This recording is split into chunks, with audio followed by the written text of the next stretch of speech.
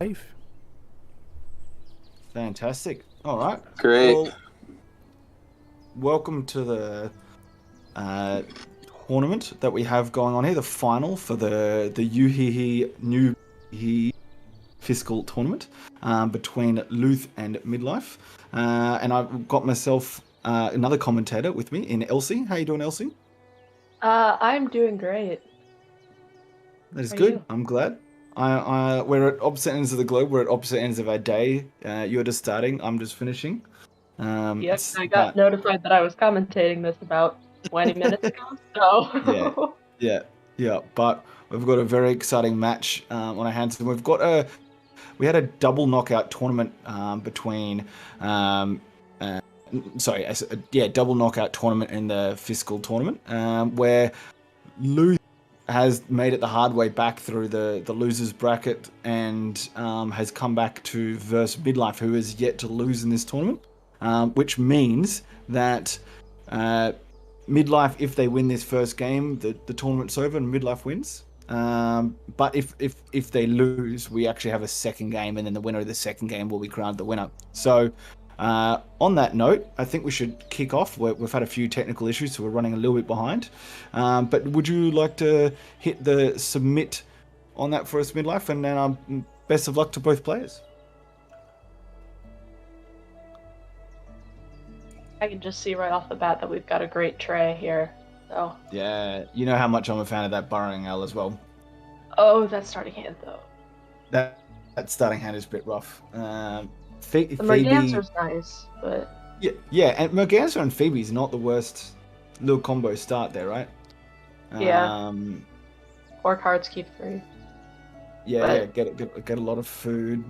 It'd be interesting to see their bonus cards to see if they had the Falcon or a Rodentologist, I'd definitely consider keeping the Red-tailed Hawk, but that's probably the only reason I'd be keeping it. yeah, Um, Red-tailed Hawk is not something I look for in a starting hand generally, just because it's two food, and if the feeder doesn't have any rats in it, you're kind of screwed keeping like a dead card basically. Oh, 100%. And with if you get the Phoebe, you already got that platform nest to start off with the for the first end of round. So it will just be interesting, but definitely depending on bonus cards, I'd probably just be keeping the Merganser here. So would you go Wetland Phoebe? No, I pretty much always go Grassland Phoebe, to be honest. All right. Oh yeah, and that Um, definitely helps with the second end of second round end as of well. yeah, exactly.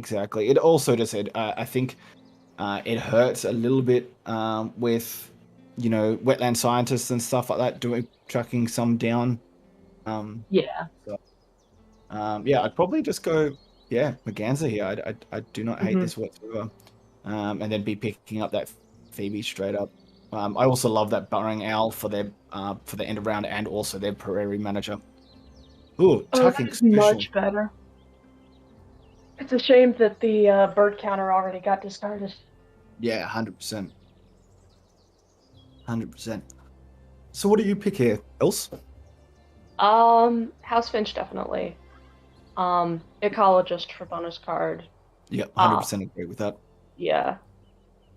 Um, and then stuff starts getting hard because you can't like the Oriole you can't get down immediately. Whooping Mm. Crane's not something you want to play immediately, and the Woodpecker is not an engine building bird. And I generally don't go with the yellow rumped warbler in a starting hand if I can help it, because like I feel like I end up skipping the tucking power a lot if I don't have a good wetland. So I think like the Oriole pick I don't hate because there is a berry in the feeder. But like I think grabbing the burrowing owl, because you can probably bet that your opponent will take the Phoebe. So Luth can bet on the burrowing owl, which I So think is easier to get down flycatcher. if if your opponent takes the Phoebe, if you plan it, do you start going softer on the forest due to the fact that you think you might get a couple of squiggly boys out of your opponent? Um, I wouldn't skip the forest entirely or like I don't like trying to plan it based on, oh, I think they're going to take the Phoebe and I think they're going to activate it a bunch, so I think I can skip the wet, like the forest, build up early game. That just feels too hypothetical to me. I'd wait and see, like, how much they're really activating the Phoebe. Maybe stick something like the Oriole up there where it is a benefit, but it's also a point bomb. Like, Cool. I think the Oriole is great for the Phoebe start if your opponent's running Phoebe, because you can probably bet on worms, but on the off chance that you aren't getting them, you're still getting 2 food with 1 bird, and you get a spur nest. So. So there's a couple of things that have happened. One, Oh.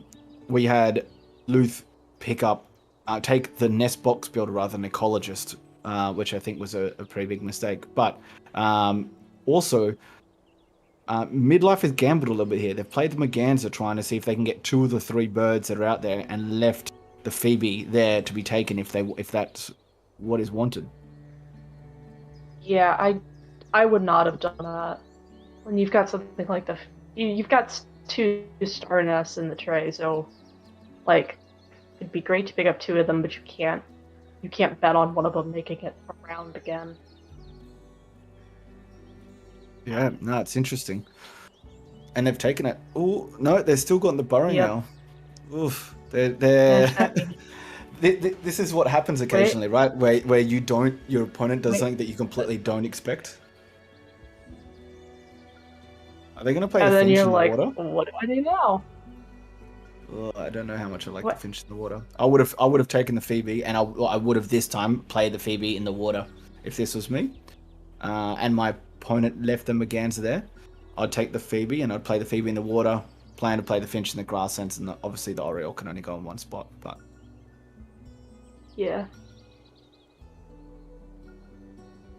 all Luth needs is a egg source, and they could go full tuck here. But I don't think if you kept the Oriole at the start of hand, it wouldn't be great.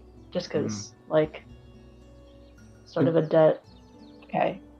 To be honest, what I was thinking is all Luth needs is like a crow, and they get the food out of that. They get the Towie would be, oh, look at that, as you've said it, that Towie with the Phoebe and the finch, tuck, get food, get eggs, let's go. You know, full grassland here. Full grassland. And the grain and the worms are like. The Towie and the Phoebe are a great combo if you're trying to go, like, if you don't have a crow or a choice on what food you're getting, those 2 are great because... Oh, yeah. I think they're one of the most flexible ones. Like, oh, definitely. I tried to do a full grassland with a black-chinned hummingbird the other day, and that didn't work out very well. But you love the black-chinned hummingbird. It's your favorite. I love him, but the berries... When you're paying, like, 4 berries and 1 fish to get a bird down, it's a little awkward. It is. So I'm interested to see what they play first. Yeah. If this was me, I'd be playing... There's 2 different considerations that need to come out of here. Do you play the Phoebe first, because then you get the eggs down on the star nest for the end of round, or do you play the Towie first, knowing that that's not going to give your opponent any food? And I think they've got this right. I think I'd play the Towie first to deny my opponent food just for a little bit, and I get the free food just for myself. Yeah. And also that grain is going to be helping them to get the house finch down. Yeah.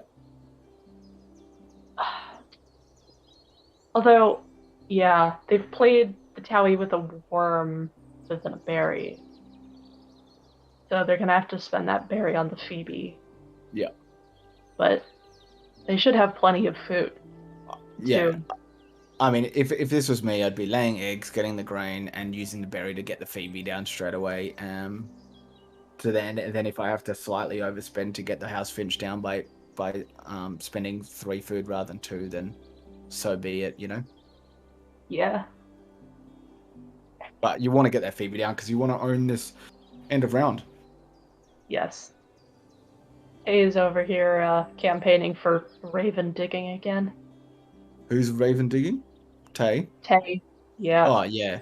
But you know that's how Tay won tournaments at the start of this. All he did was get couple of water birds down and just just gained cards until they got the OP cards and then just laid them down and then got a whole heap of points and won games.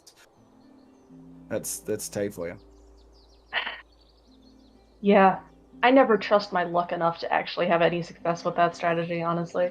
This was also pre house rules. Oh, yeah. This isn't going in the wetlands, is it? I Uh, actually didn't hate this until they got the towie. As soon as they got the towies, when I yeah, had once you had have an the issue with tally it. down, you really need to go, Let's like, go full grassland. full skip forest. No. No. Okay. All right. Well, we are doing the newbie tournament, so Yeah. yeah. Tay says it's not that bad. I would It still say that the grassland Phoebe's the better option, but Yeah, I agree with you because it works like it's a 4 egg bird. It works towards the second end of round goal as well. I mean, you're still going to have the house finch there. You're going to have a lot of egg spaces there, and it does enable you to get 2 cards rather than just 1. And you want to get a bird down there, but I would have just gambled that second tray would have revealed a water bird. yeah.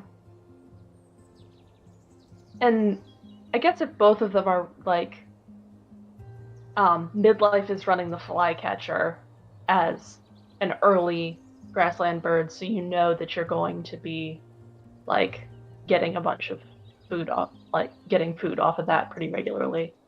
Yeah, no, I agree. What are they going to draw? Bit.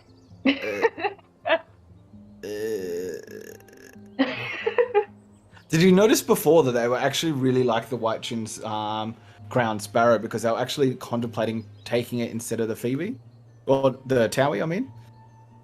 They were hovering over the sparrow and they were going back between the Towie and the sparrow. Oh my gosh. Yeah, I'm missing the cursor body language here, but Yeah. Oh, the mockingbird. That would be a nice little combo with the house finch and the food if you needed then smash food to get a whole heap of stuff out. do you think that Luth is spending too many turns drawing cards here? They've done it twice. Not really. 3 times. The cards that they got at the start, like obviously you have to pick up the Phoebe, you had to pick up the Towie, so no there, and then Yeah. they want cards to be able to tuck between the house finch, right? So I think you had to pick up something. Whilst I probably would have done it a little bit differently, I don't think this is horrible. I do think that they need to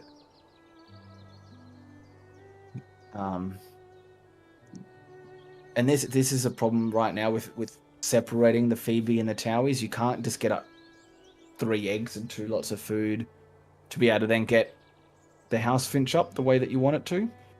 So yeah, they do have the food to get the house finch down because Midlife has been activating that flycatcher. But yeah, I'm not. Luth has a lot of good cards, but I'm having I'm having a difficulty trying to see what they're doing here, and I'm also having difficulty talking apparently. But let's see what happens here. So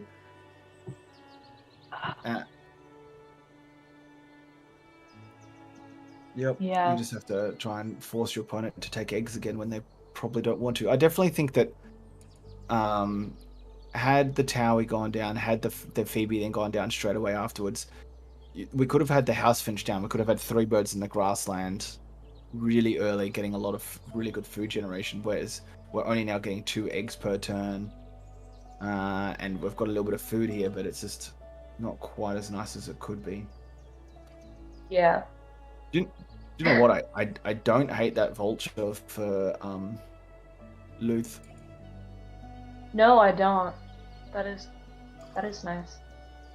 Just because it would give them potentially a little bit of free food with that burrowing owl, and it also would help with their end of round, the next end of round, and also their bonus card when they went the nest builder.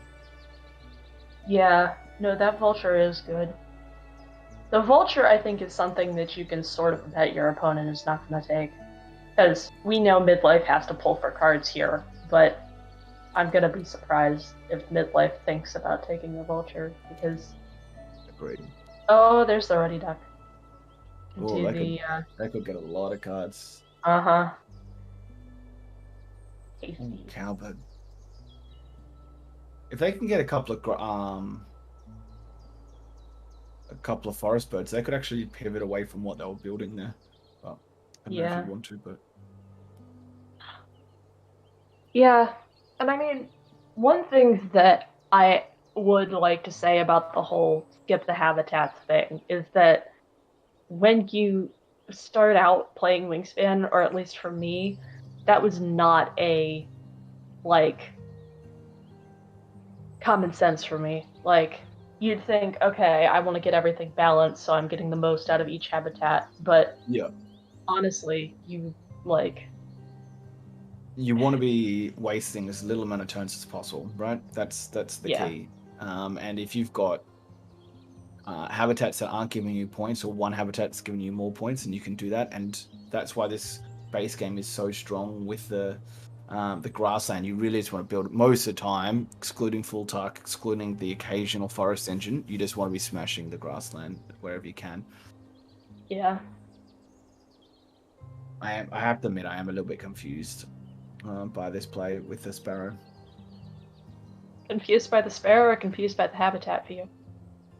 No, I'm used to seeing habitat view. My partner plays on it all the time, and I used to play in it before I got absolutely scolded by sharing against, who was I versing? That Willow, when I did habitat view the whole time and got absolutely destroyed by everyone. So I checked my ego and changed, and I did realize that it was actually a lot easier just to see the whole board, as much as it wasn't as pretty.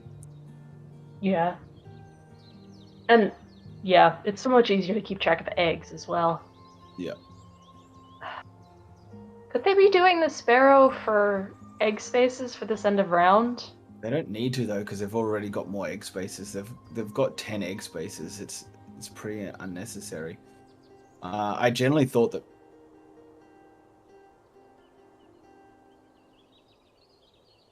Puffin is nice, but Puffin's nice, but they don't have the food gen to support it. Yeah. I will say I am surprised about the Sandpiper and the Snipe. Just because, well, I'm biased in favor of the Snipe, but 5 points for one grub. And it's, like, possible for both players that you get the grub without doing anything. Like... I do agree, and you don't have to activate it. I think people forget that you can just get a really nice point bird and just go, you know what, I'm just never going to activate this. Yeah. Just by itself, it's good. It saves you an egg each time from discarding.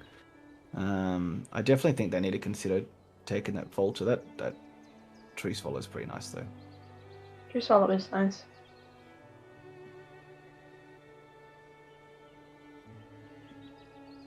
They're getting, like, all of the ingredients for a tucking engine in the wetlands, but they're all too late. Okay, so I think Midlife is trying to get the catbird down here. Are they, or they're going for the woodpecker so they can use the woodpecker with the burrowing elm? Might be doing that, but I haven't seen them. Yeah, I don't know. This game screams to me about the way that I used to play really early days, where I just didn't have a plan, and my plan would change too much and be like, oh, how do I make this card work? Oh, how do I make this card work? Rather than going, this is what I'm going to do and I'm going to stick to it.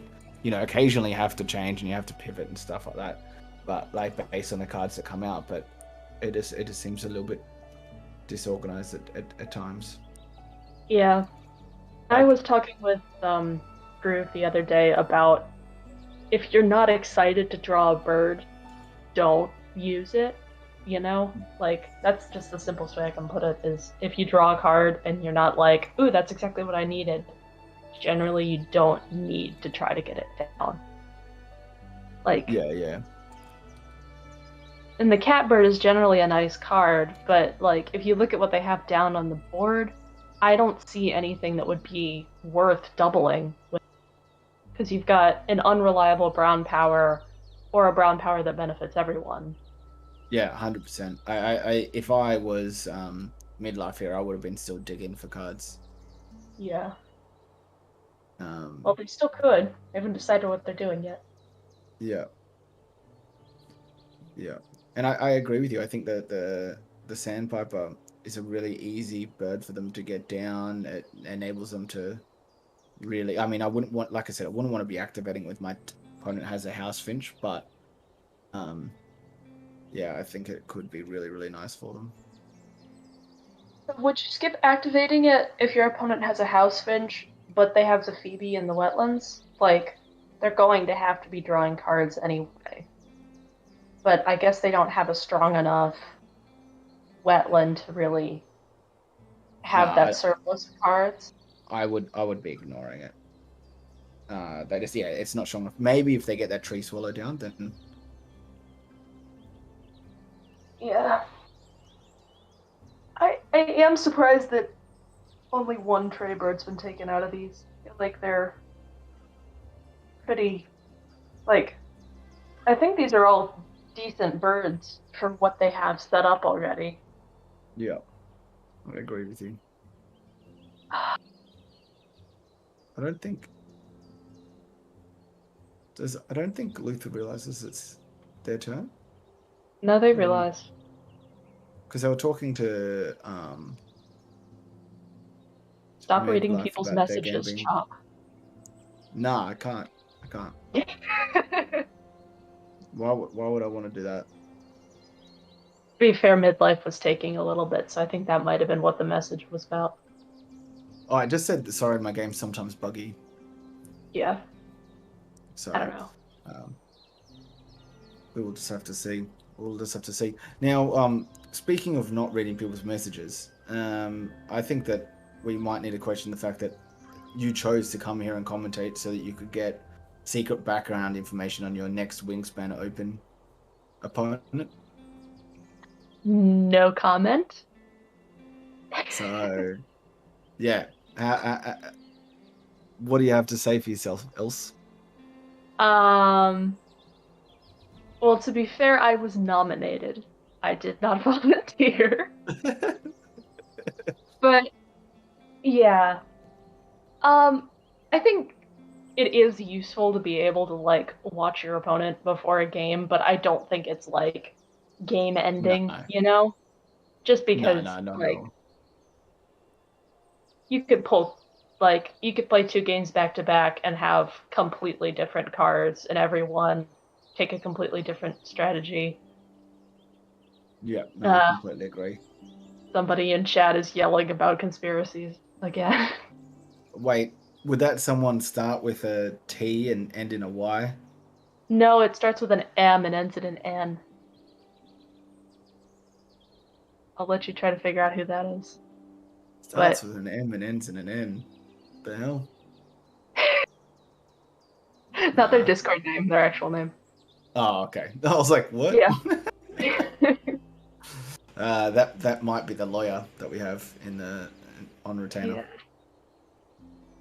Yeah. Our Gonna need one official after Wingspan this. Tournament lawyer that's retained Oh, for us. okay, so Luth has just drawn the Canada Goose with the Which Tohi already in grassland. so, what's before we go over what's your thoughts about this? What would you do? Would you be looking at getting the goose down? Well, if you look at their hand, they don't have other options. Like, I think they've just tucked the tree swallow and grabbed the goose. And I think trying to, like, yeah, see, here's the thing though, is if you can't tell what somebody's plan is, it does get hard to predict their moves. I think they already have the food for the goose, and they could rely on getting that grain without benefiting their opponent. So Yeah. with the grain and the Phoebe. Oh wait, they played the tree swallow? Yeah, I didn't want to Oh correct yeah. you. I was just letting you go, but Oh because no, I don't correct think it me. really mattered to what you were. I didn't think it mattered to what you were saying.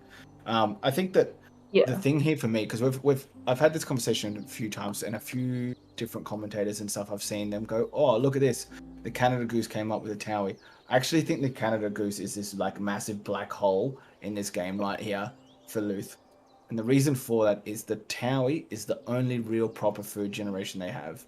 That isn't a better opponent. If you start using that food generation to play that Canada Goose, you've killed your game, because you're not going to be able to use it to bear anything down. That Puffin, that Oriole, they're not getting down anymore because you don't have the food generation to do that. I would be continuing to tuck that goose, and I would not be playing it whatsoever. It is interesting. I didn't think about that. If I just said that if I had a good food, like forest engine, or like let's say I'm in Yeah. Dreamland and I've got a Raven and a Towie down, then every day, right? Like, yeah, cool, let's go. But when it's your only food generation, it's just going to cap your ability to play any other birds. Yeah. And you're not counting Phoebe because it's one in the wetlands and two benefiting your opponent. Exactly.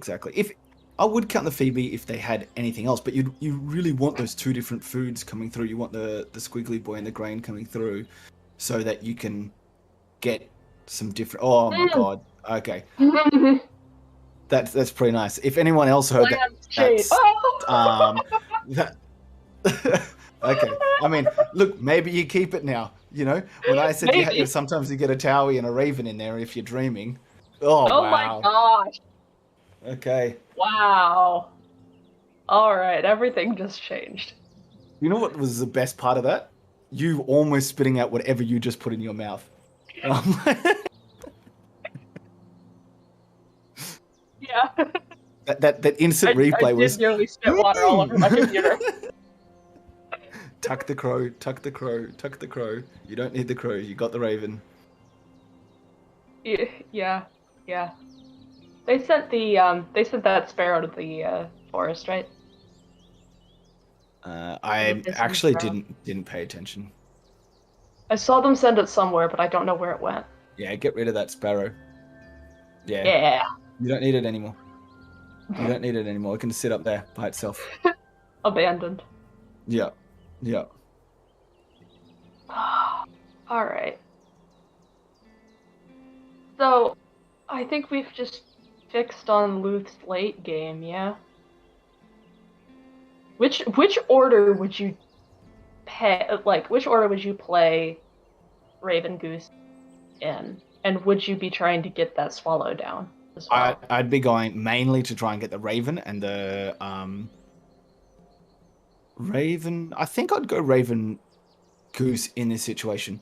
If I didn't have the Towie, I'd go Raven Swallow. But with the Towie, I think that and that ability to double tuck under it with the grain, you can use the Raven to get these couple of other big point birds down, the Oriole and the Puffin, and then just use the Towie to feed that the Canada Goose. I don't even know that I get the Swallow down. I don't know if I have enough turns to be honest. We'll see. Yeah, that was Sometimes you my thought can as well. sometimes you can get a little bit too. I know I definitely can get a bit too excited and then be like, oh wait, I just made a 1 point play and I'm only going to tuck under it like another 2 more times, so that bird ends up being 3 points, which is a complete waste, rather than just laying eggs, you know. Yeah. Wow. Okay. But yeah, I'd definitely be getting They that still Raven need a down. rat from somewhere, though. Oh, do you know what the annoying thing is? They don't realize how nice that hummingbird would be for them right now, and they're about to get rid of it. That hummingbird, when your opponent has the Oh Raven, yeah. which they don't know. Oh, and there goes that catbird as well. Yeah. They're keeping the house wren over the. Wow. Okay. Yeah. Keeping the house wren over the hummingbird. Yeah. I think they're planning on just having some more the cavity nests. I think that's the only reason for it, to be honest. Cavity nest for the woodpecker? And for the end of round goal. Oh, yep. But for both, yeah. I wouldn't be surprised seeing them start activating the woodpecker. Check the skimmer. You gotta check the skimmer. Yeah, yeah. Or Just the get rid of swallow. it. Just get rid of this. Skimmer. The thing is, the thing with the swallow is that it is a cavity nest, and they do have the cavity nest bonus card. So yeah, I think they're. Yeah.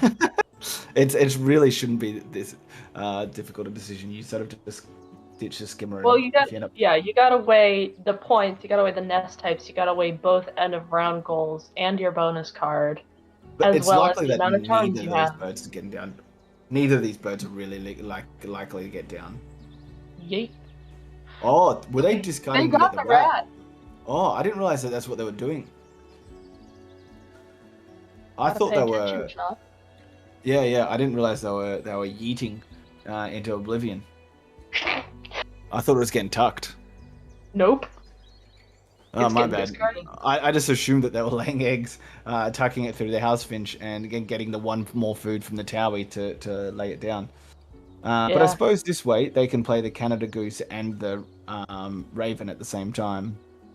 Back to back. Back to back. So would you like goose first and then raven, so raven gets activated first? Or does it not matter because you're using the towie to feed it? It does for the very first time, so I think that you do want to go goose and then raven, because the first time you lay eggs after that, you need the raven to get the grain to tuck it. Otherwise, it's you just miss it that one time.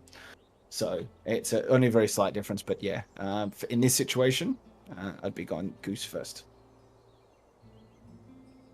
So, Middlife has the fish crow and is taking a fish, so I'm assuming they're trying to get the fish crow down. But they also have the wood stork. Surely just getting the fish crow down. They're about to realize they're never getting another slug again, but yeah. So do you think they're going to end up doing the fish crow and the house wren as their double play, or would you use the house wren and Bell's Vireo and just stick it in the forest instead? Yeah, I probably would have gone the house wren, the Vireo, and just go the fish crow as your fourth one. Well, they haven't actually taken the fish. Wait, have they? Where did it go? Yeah, they did just take the fish, and then they activated the... Yeah, they activated the woodpecker. Yeah. Oh, so this is what we're talking about. It would have been slightly more beneficial to go the other way around. Yeah. 2 point benefit. So, I mean, over the next 9 turns that Luth has, there should be a pretty clear plan. Get the goose down, lay eggs, feed that goose, get the food for the Oriole and the Puffin, and tuck the skimmer, and just keep tucking that fourth card through the house finch. And that's all you need to do, and you should win this game. Yeah. I think that one draw from Luth really saved their game. Like, they've got a clear plan, and they can get, like, a lot of stuff down. I feel like we're ignoring the wood duck in the tray, but it's really not useful for anybody at this point. I mean, it is one of the best combos if you go woodpecker, wood duck in your forest, but you need to get it down early. It is just way too late to do it now. Yeah. But if you can get that down early, it's a dream. Yeah. It is. That's like the quintessential forest engine right there. Yeah, yeah. Actually, let's Tay. Can you do a poll? Is the wood duck piloted woodpecker the strongest starting duo considering house rules? Yes or no? Poll for the people. Yeah, with the house rules. With house rules, obviously. Like, Because that Because evens it out. I'd say it is. I'd say it is. Okay, so Luth has laid eggs before laying that goose, so they seem to Interesting. have realized their error with their food, but they're also taking 2 fish, so maybe not. So, See, this is definitely a slight mistake because by not laying the Canada goose, you actually also miss out on that extra egg because you now only got 3 eggs rather than 4 eggs, having that 4th grassland bird down. yeah. Which is so important, and it makes engines so much stronger. Like, let's say that, so at the moment, this is excluding the Raven, this is a 4-point engine. You add another bird to that, the Canada Goose. Let's not even say that you're activating the power, but you add 1 extra egg to that. You're increasing your engine by 25%. Like, it's a huge difference. Sorry, not even increasing it by 33%. So, yeah. What? Sorry, I was right the first time. 25%. Yeah. I don't know. I confused myself when I was looking at the eggs. I was thinking from 3 eggs to 4 eggs, not from 4 points to 5 points. Yeah. But yeah, let alone the fact that you get this goose down, and that engine becomes huge. Is the wood duck plus the woodpecker the starting combo? Yes, it is a starting combo. Okay. It is So we have a the fish starting crow. combo. Yes. We have. It does start. Wait, whose turn is it? It is now Midlife's turn, but they've got No, opposing we've timer cards. bugged it. Yeah, we've got timer bugged it. Let's just quickly message these guys.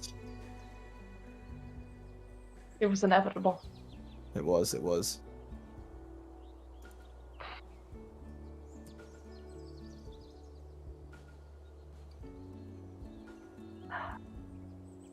So, just looking at the boards in the middle of the game, I will say that.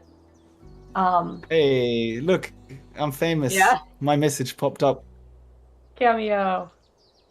I think Midlife does have a good board, but I think they're just running a little behind in what they need to be doing. Luth has joined the wrong team.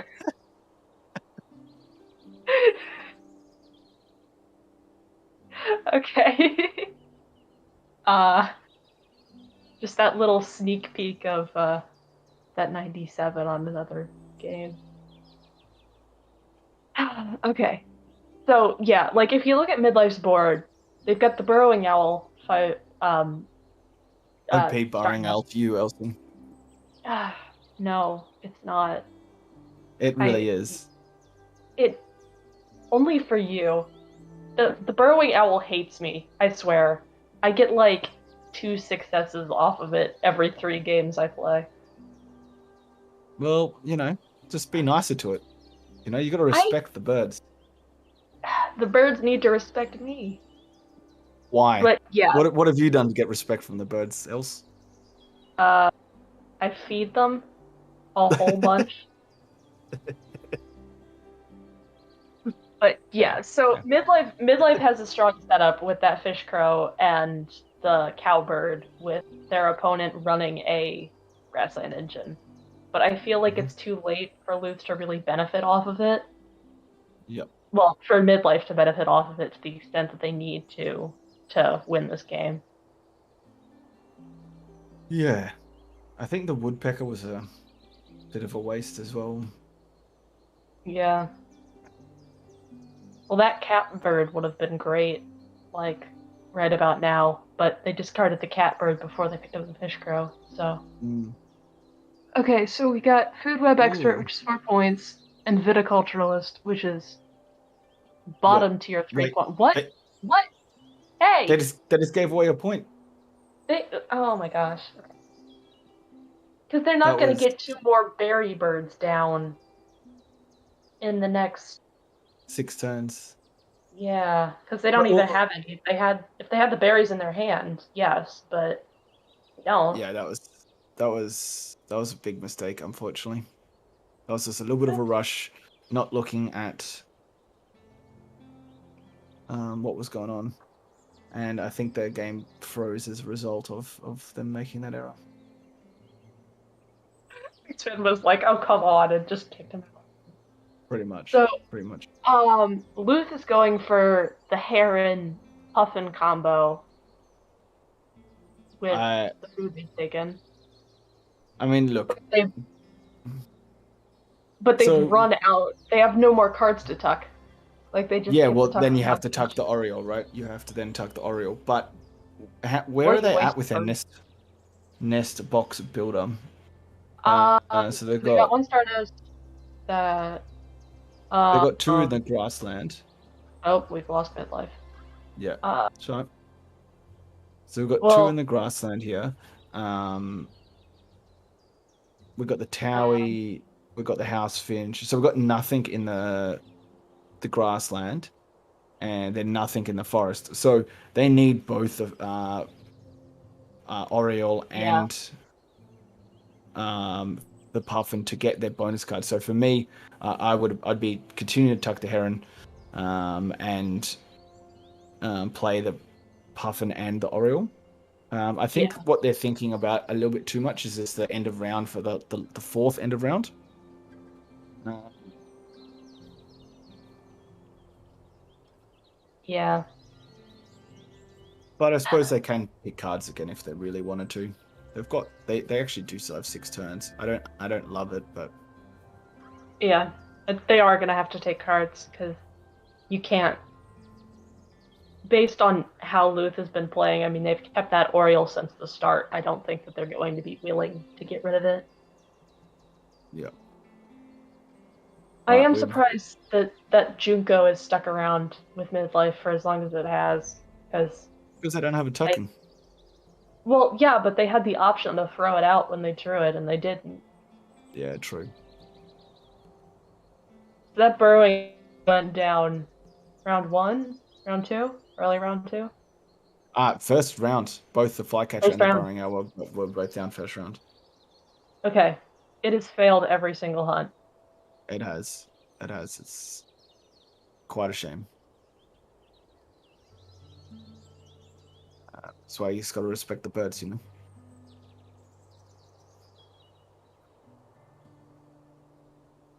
Hey, okay, am I back?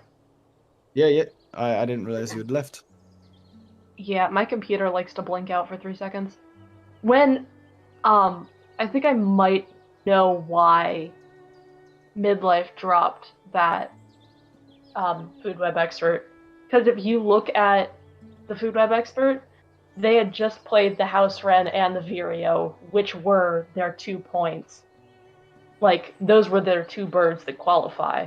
And so, It based showed on them. what you already had, it showed them. But if you forget to look, then you say, oh, okay, Food Web Expert.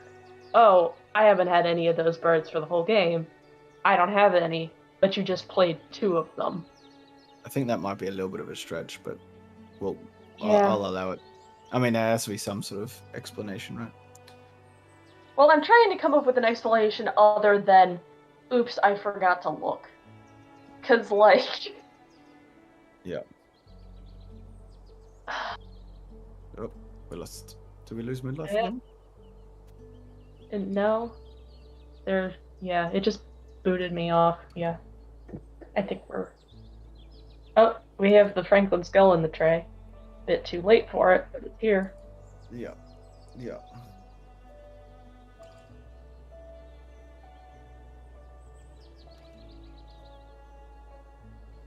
See, this So, is.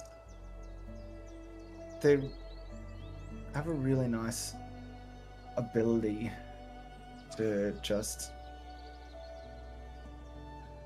They're gonna have to take cards. Oh, yeah. why are you not taking that spoonbill? Don't know. Because I want to see what else they get first. Yeah, true. Why are you taking the Kestrel, though? The Kestrel does maximize their prairie. Oh, Prairie Manager. Yeah. Yeah.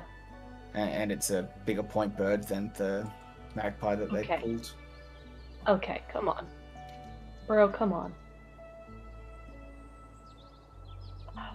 Okay, they left the spoonbill.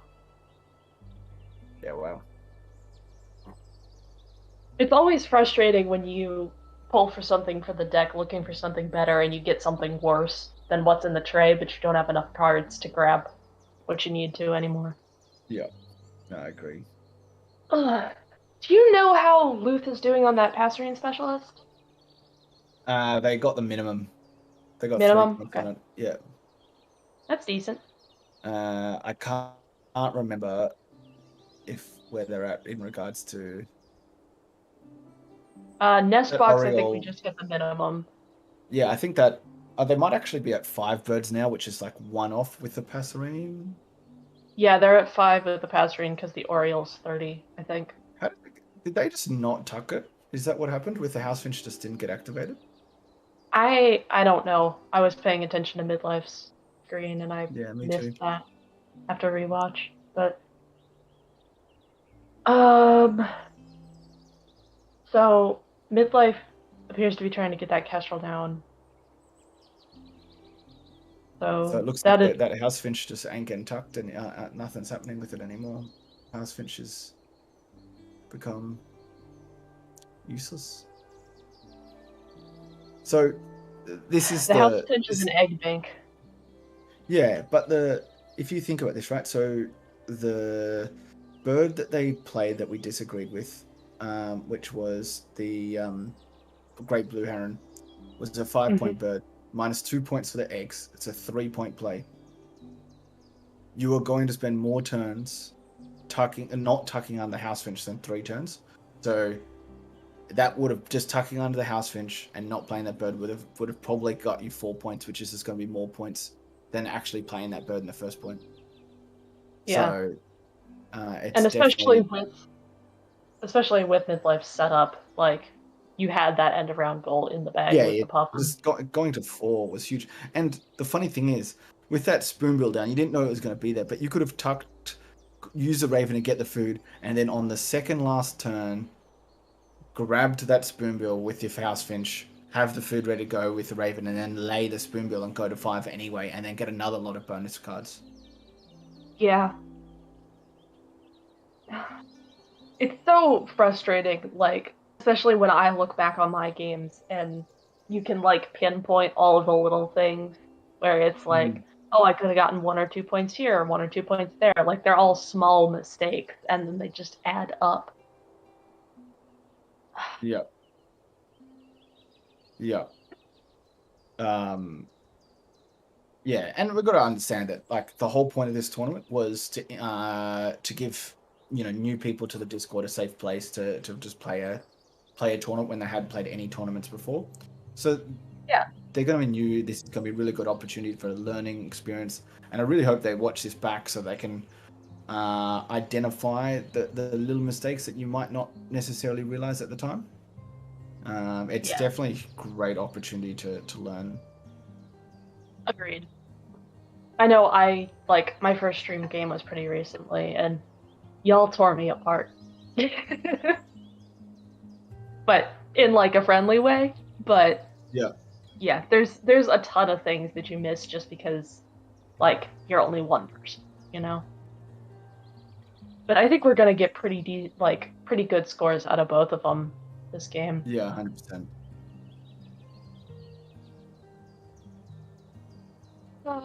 Oh, that's a 6-point rhodonologist, though. That is nice. All right. It looks like Middlife did actually win most of those end of rounds, which we'll have a little bit, but Luth should really win this. Luth is blue, not Middlife. Oh, yeah, sorry. Good point. Good point. That was 17 bonus card points for Middlife, though. Pretty nice. This is very close. Oh, yeah, here comes that. Wow. Look at this. Yeah. And Luth left some points on the table there. There was definitely a few there that, like, I think that game could have easily been like 110 plus with a few different things. But well done to Luth, and Well played. And it means we go straight into a game 2, which I think we might be tag teaming because it is midnight here for me, and Oh, it is yeah. a work night, so I need to jump off, and I think I'm tagging to Flan. So Well, yeah. I'm gonna have to monologue here for a bit because there's a I pretty won't leave substantial you until we've got schedule. Flan. So Okay. don't you worry. Well, I appreciate you. Oh, thanks, Else. Thanks, All Else. right. So just a little shout out though to I noticed that my fiance was in the chat. So little shout out to Emma. Hello.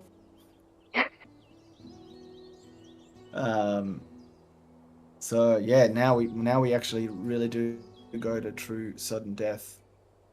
Yeah. This has got to be stressful too. Like up here on sudden death on stream as well. Like it's stressful enough when you're trying not to get knocked out without people watching. Yeah, definitely. Welcome, Flan. Welcome. Hello. How are we doing? I'm good, mate. How are you? Yeah, very good. Just managed to catch the end of that game, so looked like a good one. Pretty close in the end.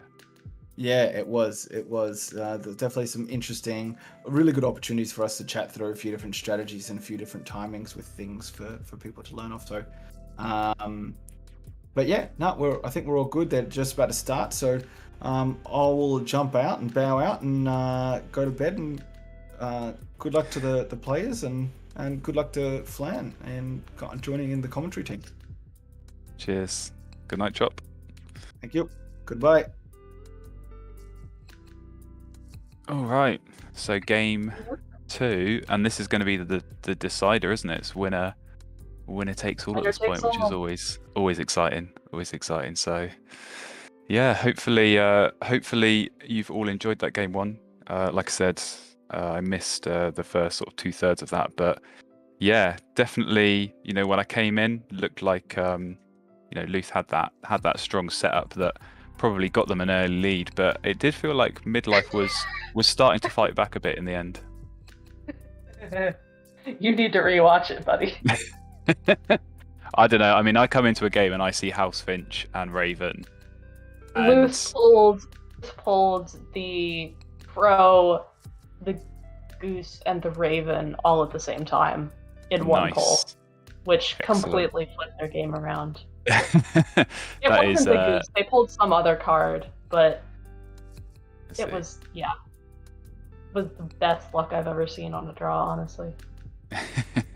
Well, it does happen. Yeah, sometimes you find that when the Wingspan gods are on your side, you get all those nice pulls all at once. So I'll definitely have to rewatch. I'm sure, like you were saying before, I'm sure the players will want to rewatch as well. Something that I always find useful if I am ever on stream. So yeah, always a good learning experience. I think no matter how many games you've played, you can always learn a bit more from watching these back. So I think we've got Middlife sending out the invite right now. If they can remember what Luth's username is. 4 9s. There you go. Okay. Yeah. And is it Luth going first in this second game? Yes, it should be. So. All right. Yep. Right. So slight advantage then to Luth probably with that lead, but it's all going to depend on if they get those nice cards in their starting hand and in the tray as well. So we can go ahead and send the invite. Here we go. Perfect. I think one of the things that was a big surprise last game was that there was a Phoebe in the tray, and it got passed by both players on the first turn. Ooh. Like the Phoebe got passed by Middlife, and then Luth picked it up second turn. Somewhere Geest is weeping. I can tell you that. All right, so we do have the starting hand here for Luth, and it's okay. Well, it's a nice game for the end of round goal. Yeah. I think that Nuthatch is probably the instant keep there. No Wetland Bird is a disappointment. Probably they'll be looking to that Osprey in the tray. It's not a bad option. But yeah, I think nuthatch and osprey is kind of obvious, but any other birds there that you might look to keep? That's where it gets hard because, okay, so you keep nuthatch, and then I'd say probably the titmouse, just to try to get those two birds down. Because if Yep. you're keeping the osprey off of the tray, you can keep nuthatch, titmouse, fish, worm, grain. Yeah. Or you can keep the white crowned sparrow again. Yeah, I was going to ask you that. Fan of the sparrow. Yeah, that was going to be my follow-up. I I did see the sparrow come up last game. So yeah, I think you could make a case for the sparrow. I think what would put me off here is that food, and you kind of look at the tray, you look at the bird feeder. How are you going to get the food to get all of these birds down if you're then going to go for the osprey as well? I think, yeah, for me, there's kind of two options that I'd look at. I would either go for the nuthatch and 4 food, go for the osprey, get it down, and just hope for some nice pulls from the deck. But actually, that titmouse and the nuthatch double play, you get the osprey down, you can then lay eggs, and then you've got the eggs to do that double play. Suddenly you've got 2 birds for not only that first end of round goal, but also that third one, and it just gives you that ease of getting to 2 food a turn, and the forester bonus card, as you say. As soon as you're 2/3 of the way to that lower bound, that is always nice. So yeah, sparrow for me is probably a little bit greedy. But maybe they'll be able to make it work, but I think it's going to be tricky with the way that bird feed is set up right now. Yeah, Luth kept the Oriole last game and kept. Oh, and another repeat bird. They had fish crow in the last one, didn't they? Yep. All right, so yeah, that seems pretty straightforward. I guess the only question is, do you go for the pelican? Again, no wetland bird there, and you can be pretty confident, or at least you're going to expect that osprey's going to go turn 1, so you're not going to be able to pick it up yourself. I think I might look at keeping that pelican as a cheap, easy play in that wetlands. It's going to get you a bit of food, and sometimes with the fish crow you find getting that 1 food a turn is a bit slow, so it can help get you off to a slightly quicker start. But yeah, I think fish crow sparrow is kind of the obvious keep, but that wetlands is going to be the struggle at the moment. Well, my struggle at the moment is not that, it's the egg spaces. Because if you look at fish crow sparrow, they have 4 egg spaces, fill it up in 1 turn. Yeah, it's a good point, and I think that's kind of where you need that first wetland bird down, because then at least when you are going for cards, you're going to be discarding those eggs, and freeing up some of that space. I mean, yeah, I always find with something like a fish crow, you kind of need that second grassland bird as soon as possible. Otherwise, getting 1 egg and 1 food feels really slow at the start. But yeah, with that sparrow, you kind of have the opposite problem where you fill up really quickly. It looks like warbler might be not a bad idea. I think if they are looking to at least qualify for this first end of round goal, but it's going to be difficult for them to tie or win it. Obviously, knowing what we know about Luth's starting hand, if they're going to get that double play, then that's probably going to cement that first end of round goal at least. Yeah, I think out of the 2 sort of paths here, I would go with the pelican. It's not normally on my radar really as a starting hand keep bird, but with the points you've made, I would agree that yeah. I'm trying to remember what tier. Just go the warbler and ignore the sparrow. Yeah, I'm trying to remember what tier the pelican's in. Tier list. It's certainly not high. I think there are situations where it is good. Obviously the kind of the real positive of it is it's getting you food quickly. But yeah, I don't know about this start. I feel like this is a bit risky. This is certainly risky. If you expect your opponent to pick up that osprey, which I'm going to assume that Luth is going to do here, it really limits your options in terms of a wetland bird. But who knows? We'll see here what Luth does, and if they do indeed take that osprey or leave it. It looks like they might be leaving it. Okay. All right. So they love the sparrow so much, it's going down Yeah, as the first bird. we need to stop trying to predict what's gonna happen here. Yeah, we're just going to be wrong all the time. I think I can see what they're planning. Okay. They're going to go for the eggs cards, and then they can hopefully get the cherry and the worm from the feeder. That will allow that Yeah, double play. But it does feel a little bit slow. So yeah, if I'm midlife, agreed. I'm taking that osprey because I'm absolutely desperate for a wetland bird. But they gone for cowbird. So even more problems with egg space. Oh gosh. You're picking Okay. up a bird that's giving you eggs and not giving you any space to lay them on yourself. So The kingbird yeah. is nice. The kingbird would be good for, I think, either player, honestly. Yeah, it's Especially not since bad. so early. Yeah, early on, and I think especially when you do have this end of round goal where you know your opponent is going to have to be playing forest birds, you can sort of count on at least, one or two free worms from that. I think as well, if you're in midlife's position, you're going to need as many bowl nest spaces as possible with that cowbird. So it gives you a couple there as well. So maybe it's something they'll look at. But yeah, I think that osprey. You mentioned obviously I missed this in game one with that Phoebe getting overlooked for a few turns, but I do worry here a little bit that the same's happening to that osprey.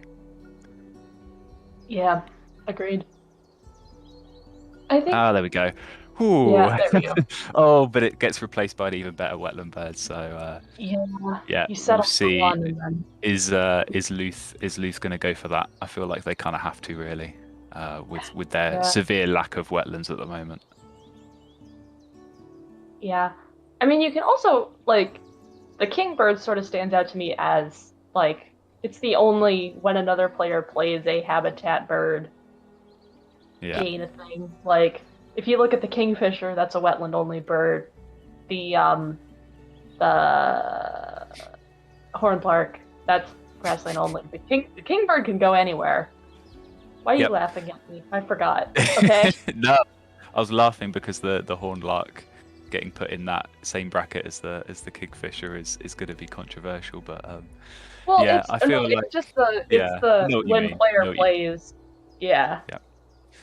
Okay, so we've got the Kingfisher's turn better, getting overlooked. anyway. I think if you're midlife here, you got to be picking up that turn, and really that's where something like the osprey comes into its own, because not only are you picking up a strong bird in the turn, but if you use that osprey and you get the fish to play it straight away, it's such a nice bird. It's that second wetland bird. It's going to let you see more cards.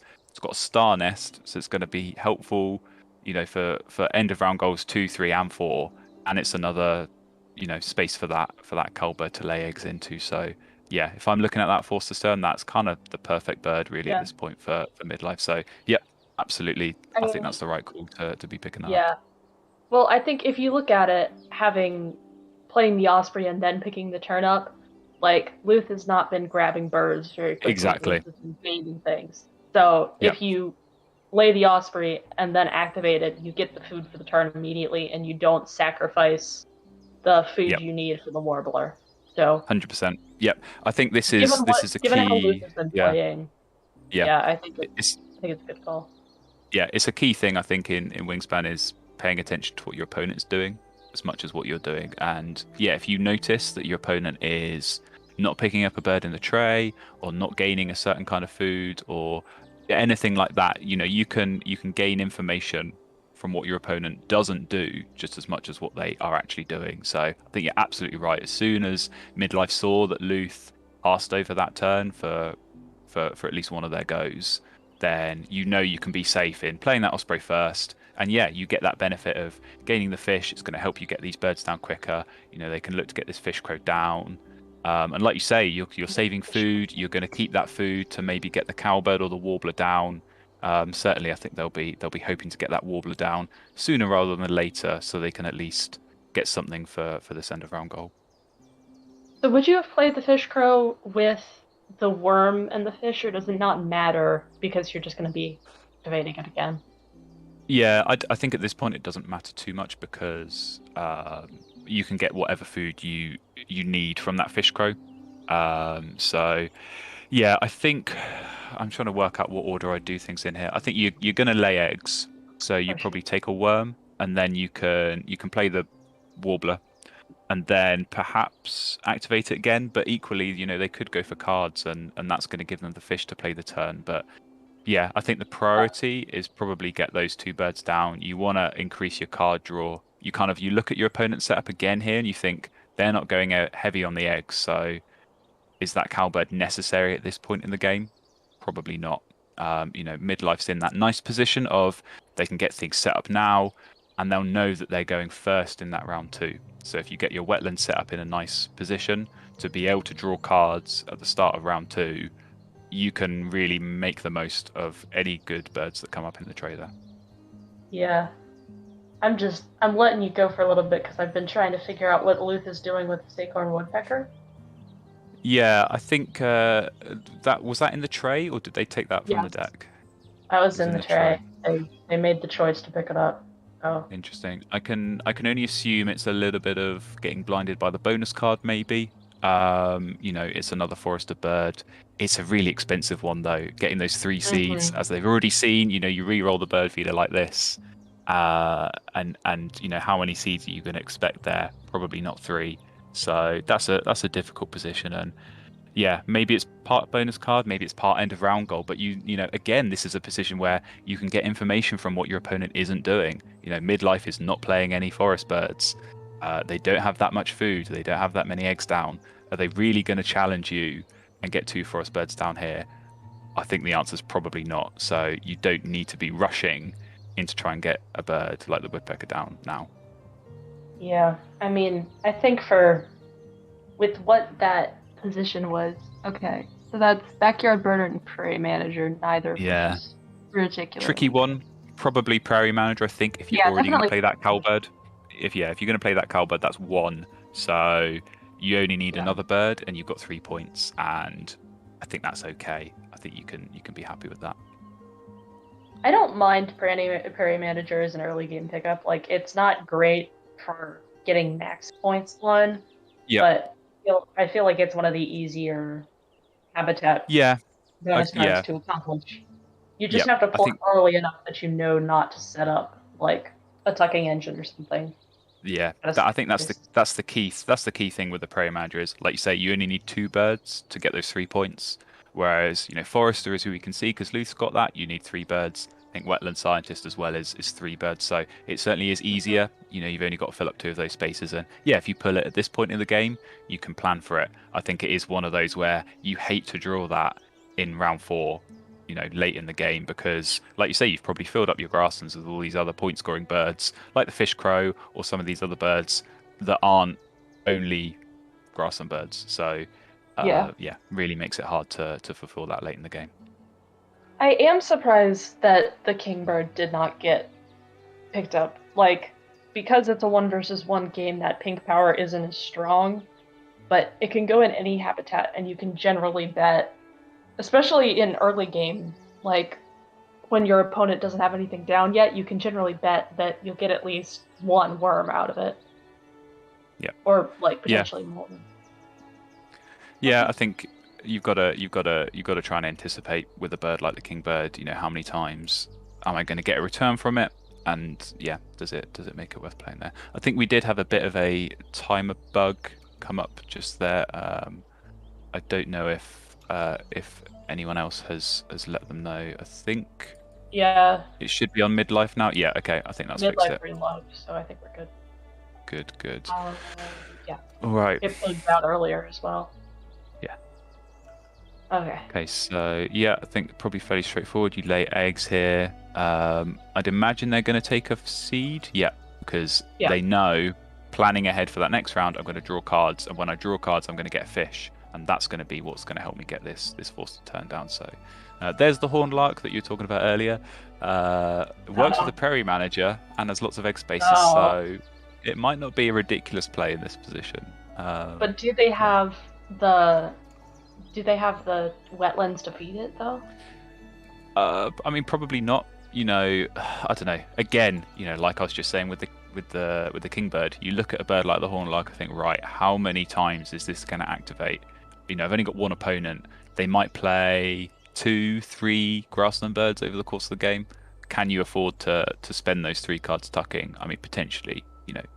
particularly late in the game, I think you often see players with a lot of cards left over in their hand. So if you are able to at least turn those into points with something like the Lark, it can potentially work. But Spoonbill from the deck, probably a slightly better pull. And I think Bed Sparrow is a nice take as well.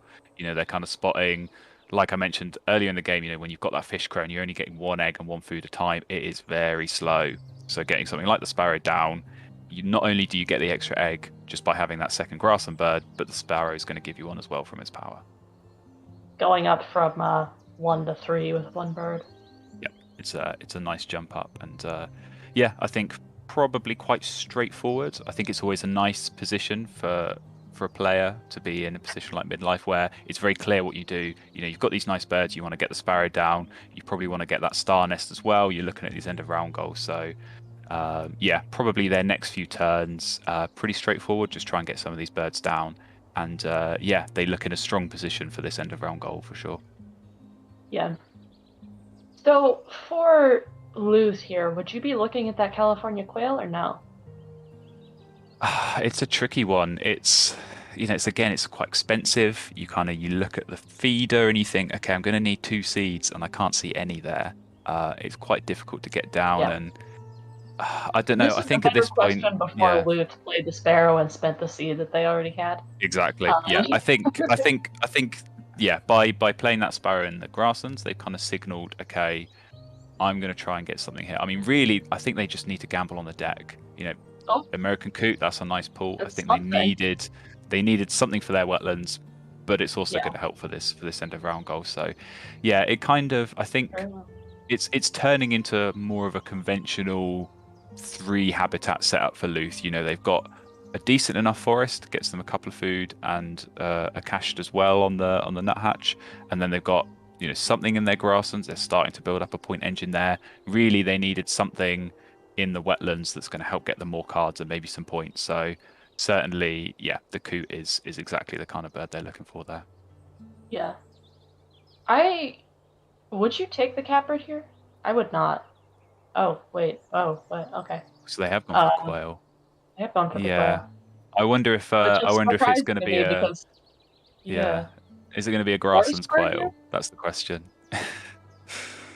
I don't know. We'll have to see what they do with that. But so Midlife getting the cowbird down, I think that is a sensible reaction. You saw before in round 1, Luth very clearly staying away from the grasslands, so there was no rush to get that cowbird down. I think as soon as you see your opponent place something in their grasslands, that kind of signals, okay, I'm going to try and build something up.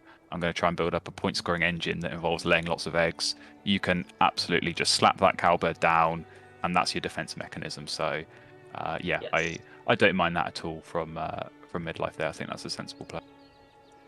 Yeah, I think waiting to drop the cowbird until you can see that your opponent is going to be doing stuff in the grasslands, that is a nice play.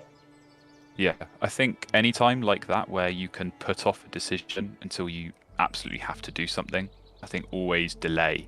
You give yourself as much information before making a decision, whether it's playing a bird like that, whether it's taking something from the tray, anything. If you can put off a decision and not affect your tempo or affect your point scoring, then it almost always makes sense to do that, because you can see what your opponent's done, you can see if anything else nice comes up in the tray that is maybe going to affect your decision. So absolutely wait until your opponent has built up that grasslands a little bit, and then the cowbird's the right bird to play. Yeah. So we've got a poll going right now in chat on who is leading. Do you know right now? I think it depends. This is getting screwed by the bird feeder. Honestly. A little bit. They're really looking for seeds, and it's just not coming, which is a shame. Yeah, I mean, who's leading? I don't know. I think in terms of maybe absolute points, probably Luth at the moment. In terms of who has the better setup going forward, 100% Midlife. I think even if they might be slightly behind by a couple of points, but they've actually got quite a lot of bird points down already. Just a lot of these cheap birds. These one food birds that get you a good number of points. So they are scoring well there. But I mean, in terms of setup going forward, if I had to pick which one of these I'd like, I'm taking Midlife's every day of the week. They've got good access to eggs and food, really nice card draw. and some good birds in their hand that they'll look to get down as well. So yeah, I think Yeah. Midlife is looking in the strong position for me. Agreed. I mean, like, it's easy to get blinded by I have more points than my opponent right now, but you also have to, you're right that you need to look at who's stronger Yeah, going forward. And absolutely. And yeah, it certainly feels like, I don't think Luth's got a bad setup. I think certainly, getting that no, American coot was nice. I think that was the bird they needed. Something in their wetlands at least to, get them some card draw so that they are at least able to cycle through some cards, see more cards, get some points along the way. But yeah, I think really this game is all going to come down to what is in that round 3 tray. If there's a really nice bird in there, I don't know, something like a raven pops up, yeah, it's going to really help Luth, then they're back in the game. But if it's 3 low tier birds that are not going to help at all, it's going to be difficult for them to come back into this, I think. yeah. So, and this is sudden death. I keep forgetting. It is indeed. Yeah, we're so So used use to the best of these. three. We're so used to Yeah, these finals being a full on best of 3 where, if the 2 players split games 1 and 2, then we do have a game 3. But obviously with Midlife having the advantage here as the winner of the winners bracket, and Luth having to come through a couple of those loser bracket games, they do have that nice sort of 1 game advantage as it were at the start. So yeah, it's this all or nothing game 2 rather than all or nothing game 3. yes. Okay, sensible, I Not think a there for great Midlife. game right now. Getting the sparrow down. They know they're going to be laying eggs a lot. Yeah, And yeah, if you can get that down before you have to lay eggs again, absolutely, I think that makes sense. Like you kind of mentioned before, I think when they were looking at that other sparrow in their hand, egg space is starting to become a problem. They're gaining 3 themselves anytime they lay eggs, but obviously that cowbird is going to passively fill up some spaces as well. So they yeah. will potentially need to look at solving that. And hey, that's where the horned lark comes in. No 4 egg spaces, Oh my gosh. not a bad return. Yeah, but also the Hornlark is getting you more egg by bumping you up to that second level. Even Oh, it's your better, favorite even better. bird. Look at that. My favorite bird. Yeah, Does the sarcasm. condor make sense here? I think the condor. I think you could make a case for the condor, maybe. I don't know. It depends. When you're in a position like this where you might need to gamble a bit on bonus cards, then uh, Yeah. potentially it works. But yeah, if the bird feeder Drop keeps it on screwing top them of over you. as it is, a good thing about a bird like the condor is you can't get screwed over by the bird feeder. You can only get screwed over by the bonus card deck. Yes. Well, I mean, technically you could end up just wasting the turn, though. Like, if you brick the Yeah. bonus card, and Well, since you're exactly. playing Yeah. it in a spot that is going to be at least 1 egg point of cost, like, there's the potential to get absolutely 0 points out of it, which is not true for a lot of the other birds. Yeah, yeah, So, you are always gambling, like you say. I think at this point in the game where you are going to be paying an egg flat condor, it's basically no points on a turn. So you are hoping that you're going to score big on that bonus card. And yeah. yeah, when you are gambling on bonus cards like that, you want as many birds down as possible because the more birds you have, the more likely you are to score high. And you kind of look at what Luth is building up at the moment, really quite low in terms of bird numbers. So I don't think they would have, too good of a chance of getting a good bonus card draw there. Yeah. Yeah, and it's hard to tell too. Like, we can't even go through all the options because they're bushed it. Sorry. Or whatever I was saying before. Well, okay. Do you still No, play they the bush have tit here though? no. That answers that. Well, that was too fast. I didn't actually think. That's my gut reaction is, oh, look, it's the bush tit. It's got 5 eggs, like star Mm, spaces. Well, yeah. okay. Because, Have you talked yourself back into playing it now? well, I'm just looking at the end of round goals because Yeah. it's 5 egg spots for that cavity nest, and it's 5 egg spots for the eggs in Exactly. the wetlands. So, Yeah. if you, dare I say, pivot to, well, like the issue here is they're sort of ignoring their forest, so it's going to be hard to get the bush tit down. It's going to take 2 turns, but that helps a little bit with their egg spaces problem. It'll help give them some more cards to look at, or to get rid of all the cards. Yeah. Oh, Okay. yes, yes. It's happening. Okay. We are potentially going to get Horde Lark play here. Yeah, I don't know. On the bush tit, I don't understand why Horde Lark has become so popular. I never play the bird unless I can help. Like, if I can help it, never. I wonder if they were looking at the Horned Lark and the Magpie as those 2 extra Prairie Manager birds. They then picked it up and realised, I've got to discard one here with a turn, and I don't want to get rid of any of these because, yeah, I think just going onto that bush tit, that can still be a really good play here. You know, currently their Wetlands is not getting them that card draw. If you play the bush tit, you're at least going to see more cards, potentially going to score some points on those tucks as well. But like you say, it's a really great candidate for those last 2 end of round goals. So it is a shame to see the Spoonbill get tucked in that way or get discarded in that way. But yeah, I actually don't mind this. I think you can make a really good case for playing both the Horned Lark and the Magpie here. Helps with the bonus card. Horned Lark as well. I think they've got the bird counter bonus card for the 2 extra points for the tucking power. So suddenly 2 food, 7 points. Hello, and 4 egg spaces. Yeah, I think it makes sense. You know, you extend your grasses out. You've got all those egg spaces, and you know, even that Magpie, that Star Nest is going to give them more options, not only for the end of round goal, but for that cowbird to lay eggs into as well. So yeah, I don't mind this. I think this could be a really strong Horned Lark play here for Midlife.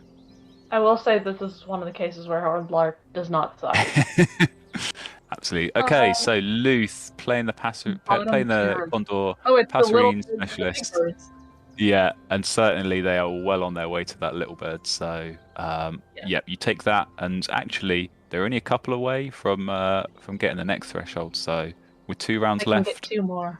Yeah, every chance of getting 2 more. So, all right, this is this crucial round 3 tray. What have we got? Oh, okay. Mockingbird, perhaps. I don't mind the stilt. Actually, I think the stilt could be quite nice for them, just to at least get a few more cards as well. I was looking at the Whooping Crane for Luth because that's their second wetland bird, as that is potentially easier for them to get down because of that forest. There are 3 birds there already, so. Yeah, and it doesn't matter if you get screwed by the bird feeder with the Whooping Crane because you can feed it anything. So that's got that nice flexibility. So yeah, it's I think they are clearly not too set on any of those birds. I think that makes sense. You know, there's nothing in there that immediately jumps out to you. You know, they can wait a little bit, but I'll be interested to see if Midlife fancies any of these. No, I think the Mockingbird ordinarily would be a strong play in that grasslands. You know, more egg spaces. It's got that bowl nest, which is going to be nice. You can get extra food using the fish crow on the copying, but it does ruin the lovely Horned Lark Magpie double play. So I'm imagining they're going to try and stick to plan A, get those 2 birds down, and then probably the bush tit not too longer after that. Yeah, I mean the thing with the Mockingbird here is I don't see anything that jumps out at me as a power that I would really want to double. Like, the fish crow would be nice, but then you're only getting 3 eggs out of a 4-bird. Yeah. And so, like, it's not worth it to double the fish crow. And if you double the sparrow, you're just going to run yourself out of egg spaces pretty much immediately. So, the brown power is not useful, and it ruins your bonus card. Yeah, I think it's not the strongest situation to play the Mockingbird, which is perhaps why Midlife has left it. I think copying the crow wouldn't be terrible, when you are running out of egg spaces, and certainly getting lots of free eggs from your opponent, through that cowbird. The Mockingbird does just help to at least, turn those eggs into food, which you're kind of short of at the moment. So, you're taking a resource that you've got loads of, which is eggs, and turning it into something you don't have much of, which is food. I think that can make sense. But yeah, you do kind of ruin a little bit your point scoring potential when you're only getting 3 points from that grasslands. But yeah, I think Token Cash makes a good point in the chat. Yeah, that Whooping Crane. The Whooping Crane Yeah, you can easily turn those fish that you're getting into points with the crane. So I think potentially maybe it might be something to look at. It's probably not an urgent play. I think they need to think just a little bit about their sequence of play here. You know, they've got only 3 egg spaces, so the next time they lay eggs, they're going to miss one because they're going to get 4 with that sparrow as well.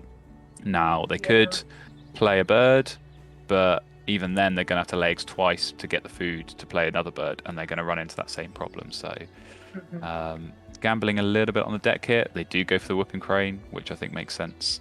But it's it's one of these birds that only has 1 egg space. So how soon do you play that and find yourself running out of egg space again? It's a tricky one. So I think it makes sense. It's a nice play potentially later in the game, but maybe there are better options at the moment. I think the bobolink is a pretty easy chuck here, right? Yeah, for me, maybe the not grackle. Need any more eggs. Yeah, I think the grackle and the bobolink, you could easily get rid of either of those. You know, they've already got the bush tit, which is better than the grackle. But yeah, I think they've set themselves up nicely. You know, I would imagine what Midlife's going to do here: use those 2 fish, get the magpie down. You can lay eggs, fill up that star nest at the same time. Use that fish crow to get a worm. You can then choose to play either the bush tit or the lark, and that sets you up nicely. So for me, those next few turns make at least a little bit of sense. But yeah, I did wonder if we were going to see that quail force down. You know, there comes a point where you give up on the bird feeder. You know, if it's not giving you those seeds and just re-roll after re-roll of not getting anything, at some point you're going to have to overpay. So yeah, I think it probably is just about still time to make use of that quail. They don't really want to be laying eggs too much because obviously Midlife's got that cowbird, which is going to really help them out. But wood duck is interesting. I wonder if it's just for the end of round. Now Golden Eye is a really nice pool there. Yes, helps for the end of round and is a good counter to the really nice grassland that's being built they're up. closer to the food for it. Yeah, it's going to be cheaper to play than that quail, and certainly is going to score more points, I think, over the game. So, and the house finch again. That's another one they had last game, I think. So, there we go. Okay, have they got the food to get both those down? Maybe not quite, but certainly I think you'd be looking to get one or the other. Yeah, you need 2 seeds. That's the problem. All right. What do you get rid of? Oh, the chat goes. No question, really.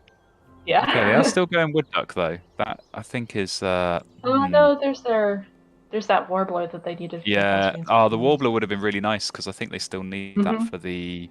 Well, they need it for the forester, but also that is going to work for the passerine specialist. So. Yeah, that's exactly the kind of bird they were looking for. Yeah, that is a bit of a shame. Now Midlife is going early on the bush tit here, so. Okay, I can see that. It does solve their egg space problem, so it is going to help. I don't know. I still feel like the magpie here is the better play because you're going to get that star nest anyway. If you're going to play it at some point, it makes sense to play it now. Gives you more eggs. It already helps you with a bit of egg space, but yeah, I don't know. It'd be interesting to see. I think at a point like this in the game.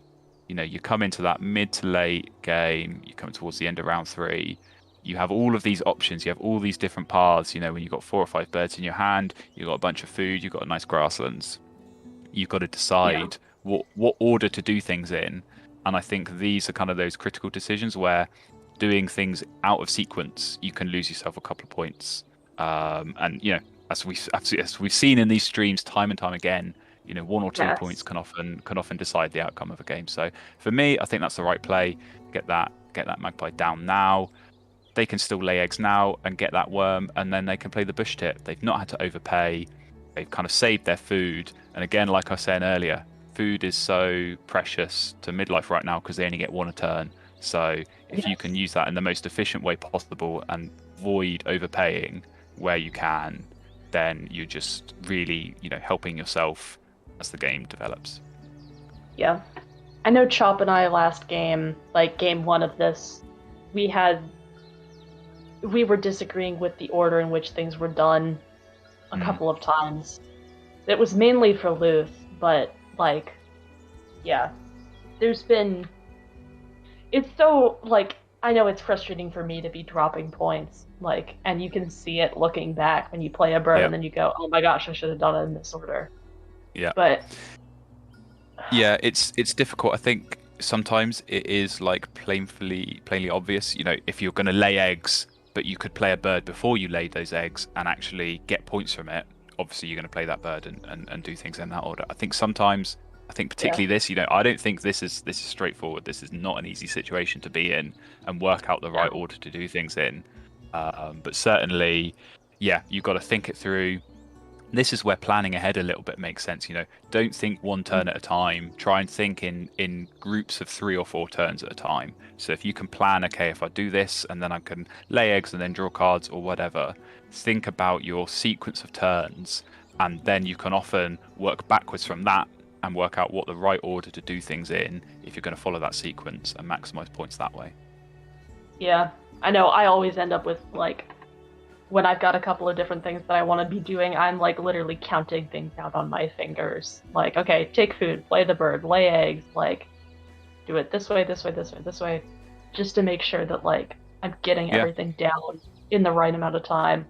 And it sounds stupid, but like it works really helps. Yeah, honestly. it's not stupid. I mean, I've got out pen and paper before and started writing down things and gone, right, I've got 4 turns. If I do this, I'm going to get 20 points. If I'm going to do this, I'm going to get 22. You know, sometimes you just need to do that to work it through. But yeah, you do what works for you. You know, it's all about maximizing those points at the end. I had like 18 food one time at 3 birds I wanted to get down, so I was literally like writing out the 2 for 1s because I had to overpay for every single bird, and it's just like, do I actually have enough food? I do it this way. Do I gotta switch these 2? Yeah, that's where it gets important. Okay, so we did see Luth get the golden eye down on their previous turn, which is nice. They can then fill up those spaces, like you say. It's going to help for the end of round goal, which is really nice. And yeah, I think certainly puts them in a strong position for both of these end of round goals. It'd be interesting to see just how many spaces Middlife can fill up. I think, you know, they will be able to fill up that bush tip completely, so that might get them close. I'm just trying to remember off the back of my head. I think they might be tied. It might be 10 all on this, or I don't know. We'll see. It's going to be really close, I think. For this end of round goal, and yeah, for that last end of round goal as well. Yeah, absolutely. Yeah. It's so key though, you know, in these 2-player games, if you can target those right end of round goals and really maximize and you know, get the points where you can. I think it's key to know which ones to target and which ones to leave. You know, don't go down, you know, some dead end route trying to complete an end of round goal only to lose it to your opponent because you've probably just wasted some turns in there. Yeah. Like, if you're already set up in a strong position and you can build your engine, set yourself up for the next round while fulfilling that end of round goal, that is going to work better for you. Even if you, Luth is just not having the luck with the bird feeder. We've seen a lot of re-rolls that have given like 3 cherries or 4 rodents in this case. I mean, like, there are some times where this is what you need, like, oh, I'm playing the bald eagle or I'm playing the Atlantic puffin, I need loads of fish, and then you re-roll and it's nothing but worms and seeds. Then always is the case when you don't need it and you're just begging for seeds, and the bird feeder's like, here's all the fish, here's all the rodents, and you just think, this is not the time. Yep. Okay, so Middlife is able to fill up on that bush tip. Obviously, they can use the sparrow as well, which is really good. And yeah, they do just about have space. I think they can look to lay eggs one more time next round, and then I'm assuming they're going to look to get that horned lark down. That's going to be a really nice play. And yeah, then they can probably just look to get that whooping crane down. But again, you know, they're in that nice position of going first. So if there is a really nice bird in the tray, like the burrowing owl. Oh my gosh. Because it served them so well in game 1. Oh yeah. 0 cash. Probably too late for that. But yeah, I think egg space. Yeah, Starness is nice. probably a bit too late for that.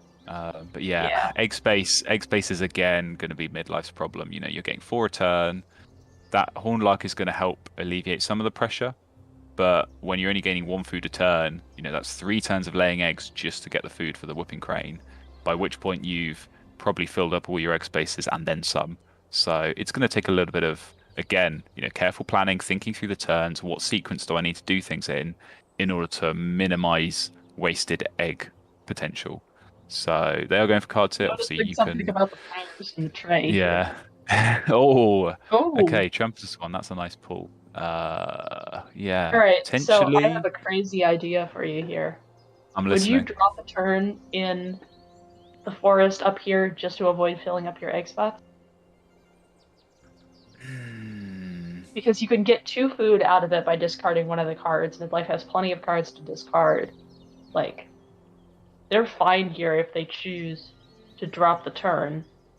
And if their egg spaces are already going to be filled, like, it doesn't make any difference. You're getting 1 more food out of it, and opposed to, like, the 1 point. That might end up being a better play. Again, you know, they'll need to think about, okay, how many of these birds do I want to get down? So if their target is to play, let's say they're playing the horned lark and the whooping crane, that means they need 5 food. Okay, they've got 2 at the moment.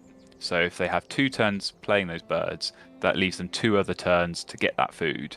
If they're only going to lay eggs, that's only going to get them 2 food, which leaves them 1 short. So yeah, if you do want to play 2 of those birds, you're going to have to spend 1 turn going for food from the bird feeder. And like you say, they've got loads of cards that they can chuck and get the extra food. So yeah, I think potentially that is going to make sense. And it always feels weird when you have a really nice grassland setup like this and you choose to go away from it and, you know, get a couple of food from the bird feeder. But it might actually end up being the better play here. Like, they only have 4 egg spaces, I think. 5. Yeah. They've got 5 egg spaces, so they'll exactly fill it up and then burn 1 off the crow. It's always so frustrating to me having the sparrow activate before the crow, because you have to have enough egg spaces to take the eggs just to pull 1 off again. Yeah, I think the sequence is always better when you have that sparrow afterwards. Like you say, you can then just fill up whatever space you cleared off from the crow. But it's not worked out too badly here. So no. Yeah, we do have a poll in the chat, just asking who is going to win, and I'm going to throw that question to you, Elsie. Who do you think is going to win? I don't know. Okay.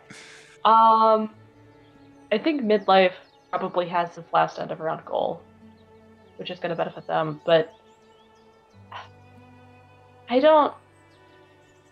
Okay, well, for one thing, I can't see Luth's board right now. There it is. Yay! We'll just swap them. I think just looking at board setup, like, neither of them have many tucks, like points from tucks or caches. I think Luth has 6 total between the 2. But, like, I think I'll give it to Midlife, I think. Yeah. Just because of all of the eggs. Yeah, I think I have to agree on that. I think, you know, not a whole lot of egg space. Obviously, presumably if they do look to play this Hornlock at some point, that's going to help get a few more egg spaces they might be able to fill up.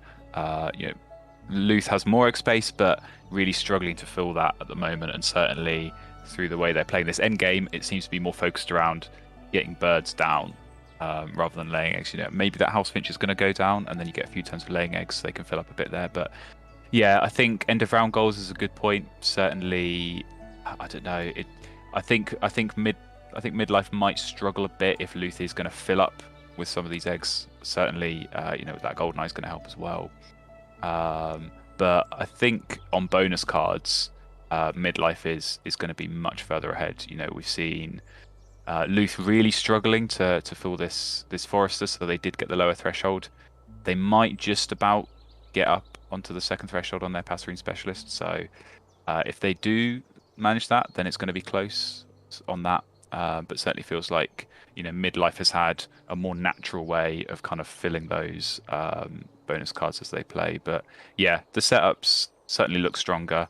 for Midlife, but maybe it's going to come down to that bonus card if they're going to play the Whooping Crane late in the game. I forgot about that.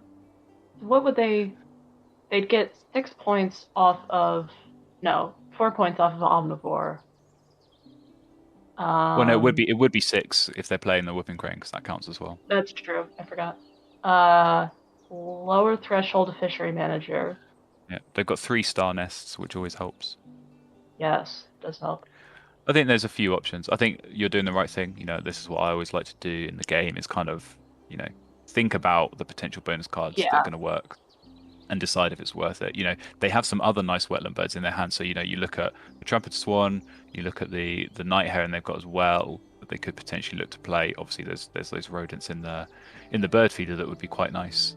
So at this point, you've always got to think, okay, if I play this 9-point bird versus playing this 6-point bird plus a bonus card, that bonus card has got to score me at least 3 points. If it doesn't, I should have played the other one. So if you can think of enough bonus cards that are going to score you at least 3 points, or preferably more than that, to make it worth playing, then you go for it. But yeah, I don't know. I think I'd probably take the safe play here and go for something like the Night Heron or the Swan if I can get the food for it. But yeah, it all depends on if they're going to go for food here, if they're just going to keep laying eggs. It depends what their plan is. Yeah. Although it does appear to be Luth's turn, so. It is, yeah. They were thinking a while about whether to play that House Finch. I think it is weird playing the House Finch late in the game, but it makes sense here. Yeah. It's gonna get them extra eggs. It's gonna get them points from the tuck cards, and I think if it does push them over on the Passerine Specialist, then that's a nice position to have as well. So yeah, probably fairly straightforward end game for them. Just try and lay eggs, try and win that end of round goal, get a few tuck points, and just maximize points that way. It's a shame that Horned Lark didn't go down 1 turn earlier, so that they could have gotten a tuck card under it. It is, but I think it's still a strong play anyway. That's scored them a lot of points just from that 1 turn. So yeah, it's not a bad position to be in. I'm just trying to remind myself of their other cards. I know they've got the Grackle there. That might potentially be something the Grackle with the Whooping Crane. Yeah, so I'm just thinking, because they've got that bonus card that's going to get them extra 2 points from the Grackle. So if you get 2 points, so that Grackle's 5 points. Well, but it's 5 points, but you only need minus an egg space. Yeah, but you then avoid having to go to the bird feeder, so he can lay eggs on this turn and get the food for the Grackle. So you might score less points from playing the Grackle, but you've scored points laying eggs. Whereas if you had to play the Whooping Crane or one of those other birds, you're having to go to the bird feeder, which scores you 0 points. So I think it might be worth playing the Grackle here. I think it might be worth it. Because you lay eggs. Okay, so you lay eggs, you get 4 points. They are laying eggs, but they're going to get 4 points from that.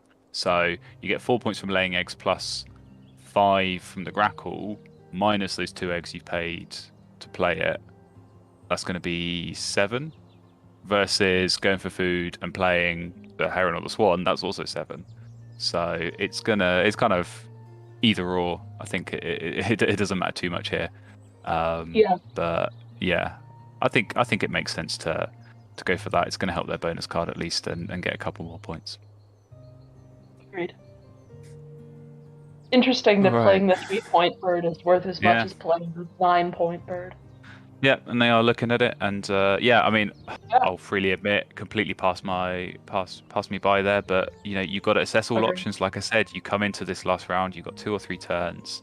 You've got to look at all the options and work out which is best. And I think it certainly is not a bad shout going for that Grackle. I think the safety is, exactly how many points you're getting. You're not gambling on a bonus card, but equally you're not gambling on the bird feeder. Maybe they re-roll that and don't get the food they need to get one of those birds down, and suddenly you're stuck and you're not scoring points. So I think this is sensible here from Midlife. Yeah. All right. So on to the last turn, which is Luth. So I think they have been able to maximize on this end of round goal and yeah, they will be taking that home. So they will just about be edging the end of round goal points, and I think it is going to be pretty close on eggs and tuck cards and cashes and all that. So it's potentially going to be decided on those bird points and bonus cards, which again I think for me it does look like Midlife is going to have the edge there, but who knows? You know, it could well be another really close finish here.